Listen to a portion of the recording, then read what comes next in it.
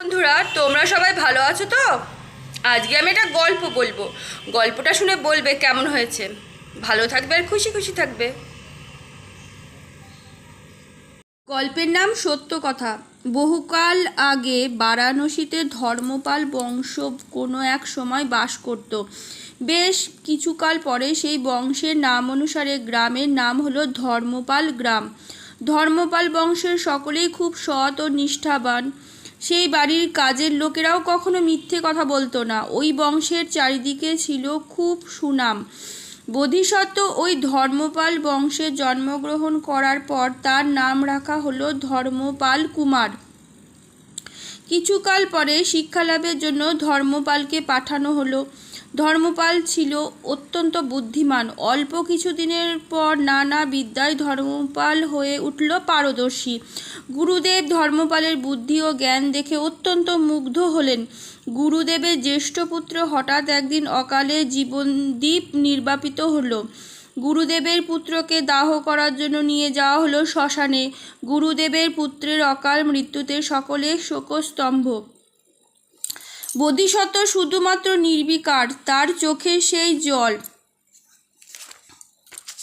দাহ করে আশ্রমে ফেরার পথে সকল শিষ্যরাই বলতে লাগলো, সত্যি বড় অল্প বয়সে চলে গেল গুরুদেবের প্রথম পুত্র।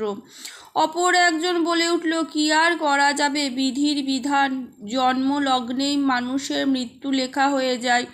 বোধিসত্ত্ব বললেন, আমি তো কিছুই বুঝতে পারছি না, অল্প বয়সে মানুষের মৃত্যু হয় কি করে? একমাত্র বার্ধক্য মানুষকে মৃত্যু দান করে। গুরুদেবের অন্য একজন শিষ্য বললেন, তোমাদের পরিবারে কি কেউ অল্প বয়সে মারা যায়নি? বোধিসত্ত্ব বললেন, পরিবারে একজন তো দূরের কথা, আমাদের বংশের ইতিহাস অল্প বয়সে কেউই মারা যায়নি। গুরুদেব শিষ্য মারফত বোধিসত্ত্বের পরিবারের সকলে সুদীর্ঘ জীবন লাভের কথা জানতে পারলেন। বোধিসত্ত্বকে ডেকে এই কথা জিজ্ঞাসা করতেই তিনি বললেন, আমাদের পরিবারের সকলেই সত্যবাদী ও ন্যায়নিষ্ঠ। তারা সর্বদা সৎভাবে জীবনযাপন করেন, তাই অল্প বয়সে তাদের গ্রাস করে না মৃত্যু। গুরুদেব বোধিসত্ত্বের এই কথা শুনে খুব খুশি হলেন। তিনি শিষ্যকে বললেন, এবার থেকে চলবো আমি তোমার ধর্মের পথে।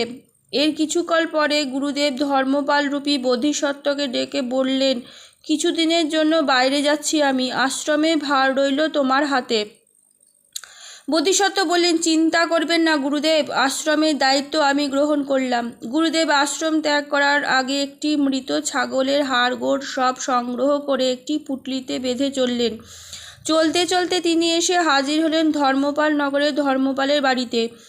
ধর্মপালের বাড়ির লোকেরা যখন শুনল যে ধর্মপালের গুরুদেব এসেছেন, তখন সকলে ব্যস্ত হয়ে উঠল, কিভাবে গুরুদেবকে আপ্যায়ন করবেন। গুরুদেবের জন্য কেউ জল নিয়ে এলো, কেউ বা পাখা করতে লাগলো। পবিত্র আসনে গুরুদেবকে বসিয়ে বাড়ির লোকজন তাকে নিষ্ঠাভাবে দিলেন আহার করতে। গুরুদেব আহার করতে করতে হঠাৎ খুব করুণ মুখে বললেন, কি যে হলো? ধর্মপাল ছিল সত্যি অত্যন্ত মেধাবী ও নিষ্ঠাবান।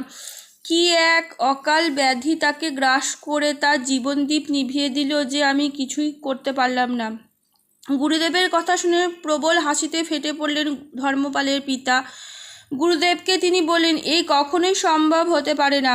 আমাদের বংশে 100 বছরের কম কেউ বাঁচে না।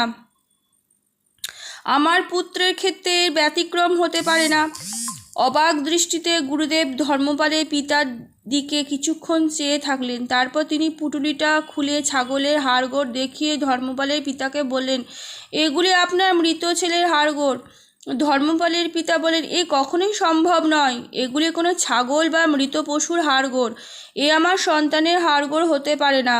গুরুদেব ধর্মপালের পিতার বিশ্বাস ও নিষ্ঠা দেখে আশ্চর্য হলেন এবং তাকে খুলে বললেন সমস্ত ঘটনা। এরপর গুরুদেব বললেন, এতদিন আমি ছিলাম ধর্মপালের গুরুদেব, এরপর থেকে আমি আপনাদের কথা মতো চলবো। এবার থেকে আপনারাই আমার গুরুদেব। সত্যি আপনাদের মতো সৎ ও নিষ্ঠাবান বংশ দুর্লভ। আজকের মতন গল্প এইটুকুনি। কেমন লাগলো জানাবে। ভালো থাকবে আর খুশি খুশি থাকবে।